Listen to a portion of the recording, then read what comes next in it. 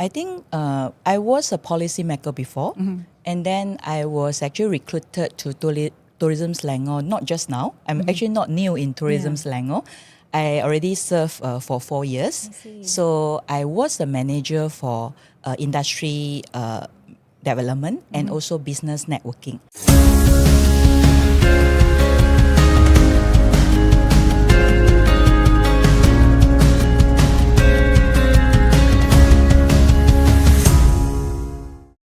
She was a state assemblyman for Kuala Sepetang, standing for its people from 2013 to 2018. With over 17 years of leadership in both public and private sectors, she now leads Tourism Selangor, overseeing its growth and driving new strategies for the state's tourism industry. I'm Ida Nadira. This is Major Suits, where we get up close and personal with the minds shaping industries. Now, joining us today is Tourism Chief Executive Officer, Ms. Chua Ling. Welcome to the show. Hi, Ida. Yes. Thank you for having me. Pleasure to have you in the show. Before we begin, I would like to congratulate you on your new appointment. Congratulations. Thank you so much. It must be a very busy start for you. It has been very busy. Oh, okay. All right. Well, since this is a new appointment, and maybe you can share with us, like, when you got the news that you were going to be appointed as the Tourism Selangor CEO, what were your first thoughts? Like, were you nervous? Were you excited? Or maybe it's a mix of two? Maybe you can share. I think being appointed as a CEO of Tourism Selangor was an honor and also great responsibility to me. And in fact, I felt a mix of excited and also determination, because this year, 2025, is the Visit Selangor year. So I got this opportunity to actually lead the Tourism Selangor, the team.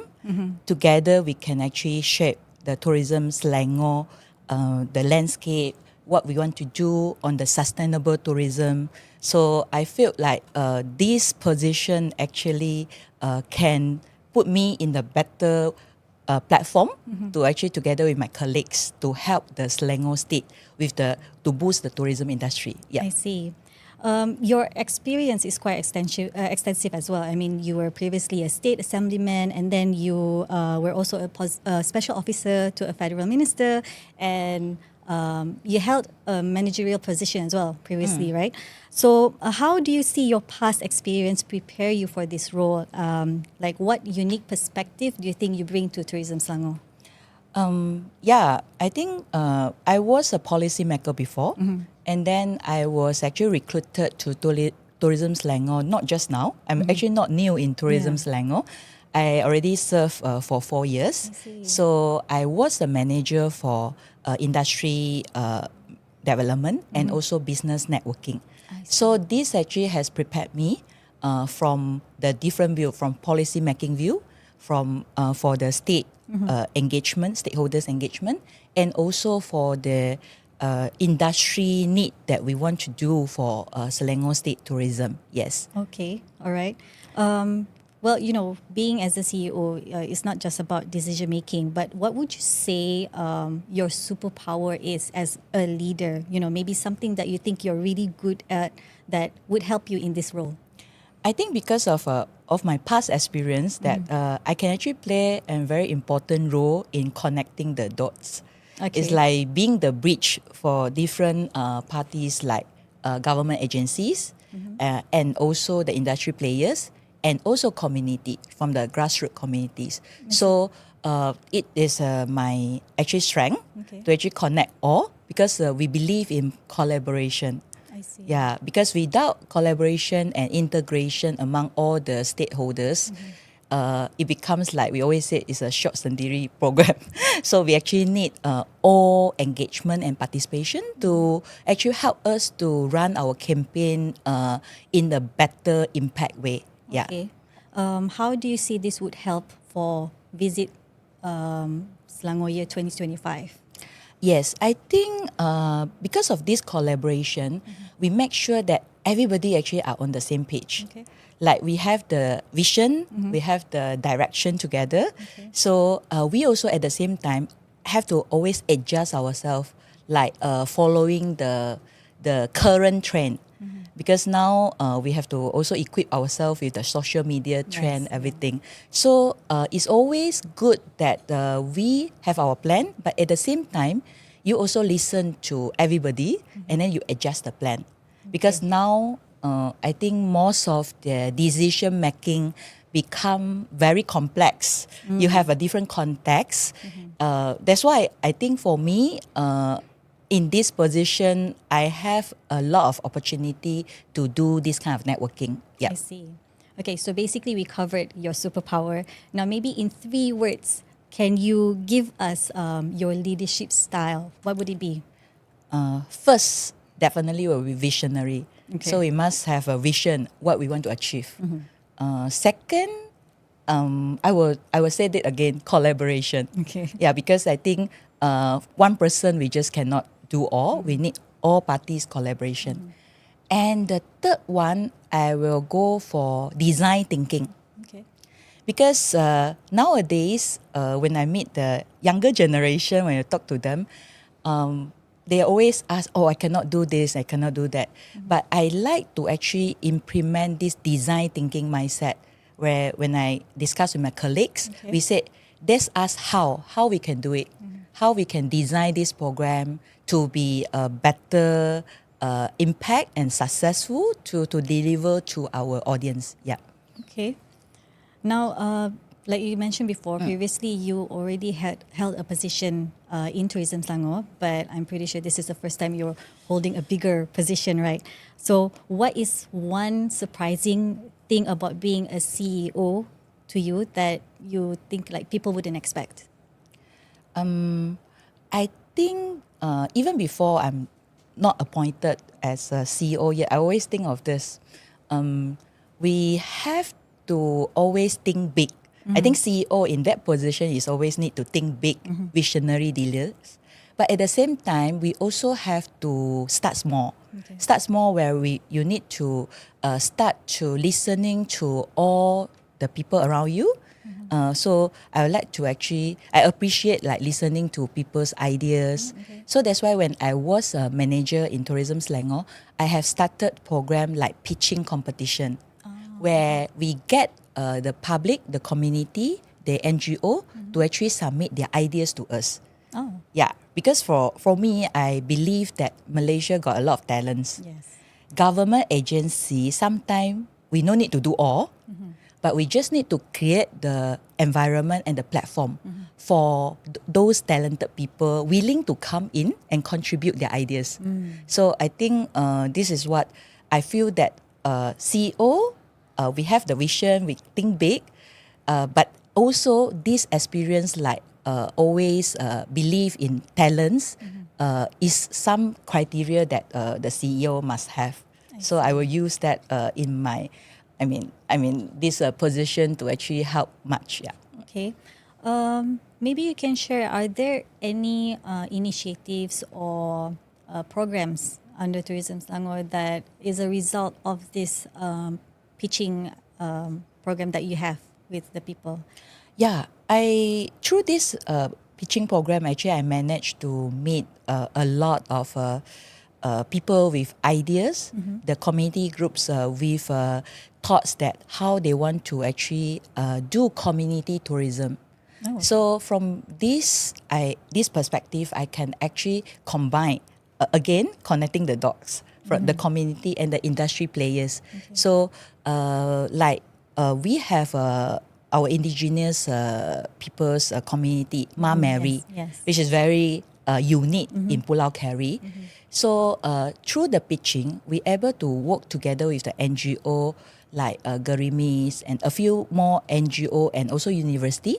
So they have come out with the program that curate the content for how we can actually preserve the culture and the heritage of Ma Mary. So the community create the content for university and the NGO, they actually come out with the programs like training I and see. work together with the community. Oh, So okay. I think this is something that in now, especially now, you have all kinds of information coming in. You really need to actually curate the content to make sure that the focus must have the good content.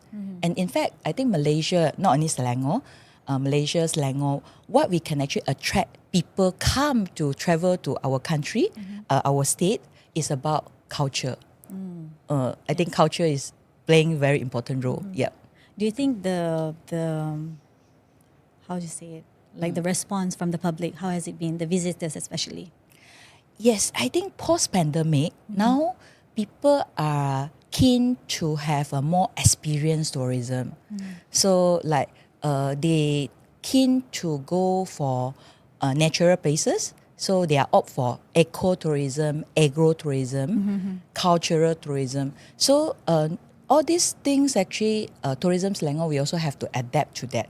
So we have to actually design and curate deeper content, I would say. Because, of course, in Tourism Selangor, we always have this debate. Okay. Is quantity or quality? First, we go for quantity. Yes, we want to achieve like 8 million arrival of tourists for Visit Selangor 2025. But at the same time, we also want to have a quality where people are expecting more experience, the unique exchange with the community. So these kind of things, we have to balance it. So we have to tackle all as well. Yeah. I see. Okay, we're going to go into the tourism bit, further. But before that, let's go back to your position. So maybe you can share, like, has there been a moment in your career where it changed the way you see leadership? Like maybe some challenges that you faced in the past, and how did you overcome this? I think the moment that this Visit Selangor Year campaign, it not start now, 2025, it actually has already started last year.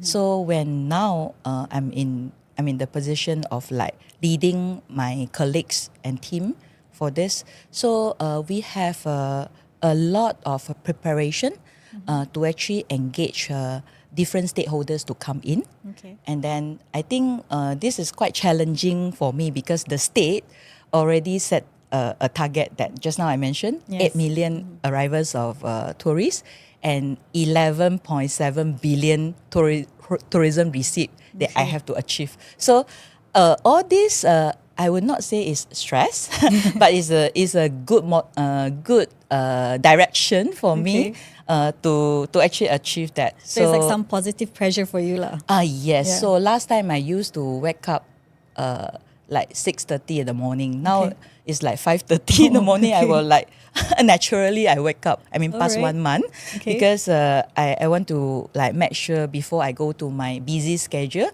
I have some time to do some reading, where you can actually get more different information and perspective in. So I actually cultivate like 1 hour reading lah, morning reading. So because when you step into office, there are so many appointments and meetings that you have to attend. So I will use that 1 hour for myself to actually have a reading time. I see. Yeah, so reading other leaders' experience that I think can help me. Yeah. I see. So what's your current read? Like what are you reading right now? I'm now reading a book from Taiwan. Okay. It's actually anthropology and tourism. Oh, okay. Yeah, so because they said tourism is not about just travel, it actually covers all the field. Yeah, from environment to social, to community to economy. So I think I want to, just now when I say about quality of tourism, so this is what we want to actually more in-depth content to that. Yeah. Okay. Right. So besides reading material, I'm pretty sure you have leaders who has been an inspiration to you. So who has been your biggest inspiration and what lessons have you applied from them in your role? I don't have the specific one, but for me, I think from the global leaders to local leaders, I actually appreciate like they have innovation and creativity and interesting ideas. So I like to meet or read about interesting topic. I see. So because I myself, I think one element is very important is curiosity. Always keep yourself curious about things around you, then so you are not stop learning. You will always go for more. So especially I think in tourism industry, we need that. Because you meet with different kind of people, and then they have a different knowledge to share with you. Yep. So I enjoy networking with all these different few of people and their interesting ideas. Yeah. Okay. What kind of advice, the best advice that you have received so far, and how has this shaped you? Because I'm pretty sure you have met a lot of different kind of people. It's not just in the industry, but also like in your position as a state assemblyman. So, is there one particular advice that has stuck to you and has shaped the way you think? I think it's about passion. Okay. So not only like in tourism industry, in all the industry, you must have passion to actually achieve something that you want to see. Okay. So I think this passion is that criteria I want to be in. Yeah. I see. So collaboration, passion, that is among the things that you have learned from your past and apply now, is it? Yes, I think. Yeah, I want to elaborate more about passion because for me it's like when we want people, especially like when you talk to younger students, if they are not interested at all what you are saying, and they have no passion in any topics, then means that they have no sense on that. So they will just maybe just submit their assignment just because they need to submit. But with passion, they will come out with all kinds of questions, how they can actually meet maybe the guru, some of the pakar to actually help them to come out with a better result. So I think this passion need to cultivate from our education time. So I'm actually great and blessed because since my students' day, so I have met with teachers that encourage us to be passionate in the topic that you want to actually do more. Yeah. I see. How would you suggest this could be incorporated? I mean, especially in terms of education, like you mentioned just now. I think we need to give them more exposure. Okay. So, in fact, we also trying to design some of the exposure trip for our students, for maybe different category of people, so they can actually have exposure that let's say not only for destination, tourism destination, but for certain topic. Because let's say now we are talking about ecotourism. So how we expose our students, maybe the children, to go to all these eco places. So we can actually come out with a special itinerary, work together with our education ministry. Last year, I remember we did one environmental boat trip for the media and the students to go Klang River to actually take the boat to see the interceptor, how they collect the rubbish. So I think this is exposure that we want to let our students and different stakeholders to have experience. So they have a better feeling, they have better experience, then they can think of some action that need to be taken. Will there be more collaborations from Tourism Selangor with maybe the State Education Department to have this kind of programs, especially let's say in agro-tourism, because there is calls from from farmers telling okay, we need to focus more on agro-tourism in Selangor, like for example in Tanjung Karang. So maybe yes. So I think we definitely need to have more programs to have this collaboration of education. And just now you mentioned about farmers. It's actually good to get the farmers to be our tour guide. Because the farmers, they have their knowledge and local wisdom that these things can actually expose to our participants for them to have a better feeling and to understand the whole ecosystem. Okay. And then tourism can be very fun. So when they get into the bus, they spend time together and they go one place to learn some new knowledge. So when they come back, I think it's going to be a very sweet memory to them. So I might not remember what I learned at my primary school, but I can remember the trip that I go out with. I went with my The school trips, yeah, right? the school trips. I mean, it was a sweet and lovely experience to us. Yeah. Okay. I'm pretty sure, like, with all this planning, the need for collaboration and thinking about content, all these ideas, I'm pretty sure there's a lot of pressure having to plan this out. So maybe you can share, like, what is your secret in handling pressure and how do you stay motivated during tough days? Yeah, I do have pressure, but I actually have confidence for my Tourism Selangor teams. Okay. So I believe in teamwork. They help me a lot. Yeah, so even like when I need to come to this interview, my corporate communication team will prepare me and then ask me how to wear. So today I'm wearing our campaign T-shirt. Okay. Visit Selangor Yes, here. can see that. So I think my team, they have the knowledge, they have their profession. So I do believe that we actually will overcome all the obstacles together. Yeah. Okay. Now, I would consider you as young, being in this position. Maybe you can give one piece of advice to young professionals, especially women who want to be in leadership roles, and what would that advice be? Don't be shy. Don't be shy, okay? Let's go for that. Yeah, I think because I attend so many programs, and then, in fact, you will see a lot of men standing in the opening ceremony, all this ceremony, and you hardly, or not to say no at all, but hardly to see many women. So I think we still need more women representation I see. in all the industry and in the leadership position, so we can see things very differently from a different perspective.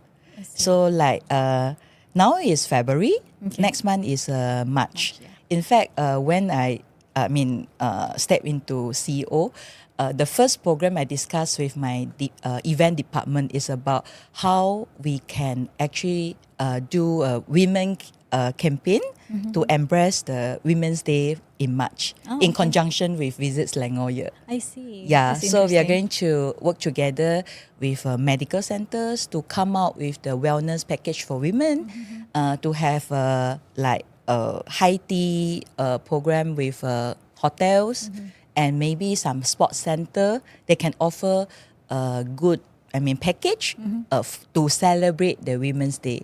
Okay. Yeah, so we actually need to have this kind of bonding Yeah. to actually help more women to be more confident themselves, to come out, to let their voice be heard. Okay. Yeah. Well, you said don't be shy, Yeah. right? Be confident. But how do you, like sometimes when women are in positions, there are, let's say, noises. People say, oh, she's too bossy, she's a woman. So how do you counter that? How do you prove them wrong? Let the result speaks.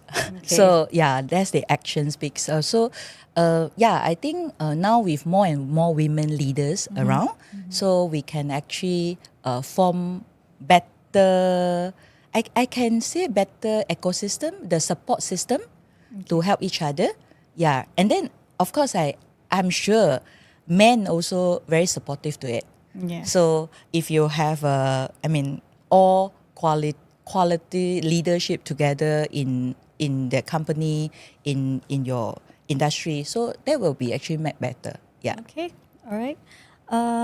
Right. So you're in the tourism industry. Now we need to know from you, do you have a favorite hidden gem in Selangor that you love to visit? Oh, okay. It's a very tough question because I don't have much time to actually introduce all. But I think this year, Visit Selangor year, we put our slogan, Surprising Selangor, because we want to surprise people that Selangor has actually many hidden gems that not yet discovered. So like see. for myself, I would choose like places like you see, in Hulu Selangor, Kuala Kubu Baru, Kuala Kubu Baru is actually the first garden city planning town Okay. where has a historical value. So we and then the place there is actually a very nice feeling. So in fact, this is like our backyard garden. So it's I just see. like 40 minutes, less than 1 hour drive, you can reach from KL. Okay. And then beside Hulu Selangor, we also have my YB Exco constituency, Sekinchan Yes. at Sabak Bernam. This is like, you have the panorama with a paddy field where Yes. people actually can go to enjoy that. Yeah. I see. So we actually have a lot. So Yeah. that's just a few that you can mention right now. Yeah. So I think so surprising Selangor is about discovering your neighborhood. I Okay. mean your community, just like your backyard garden.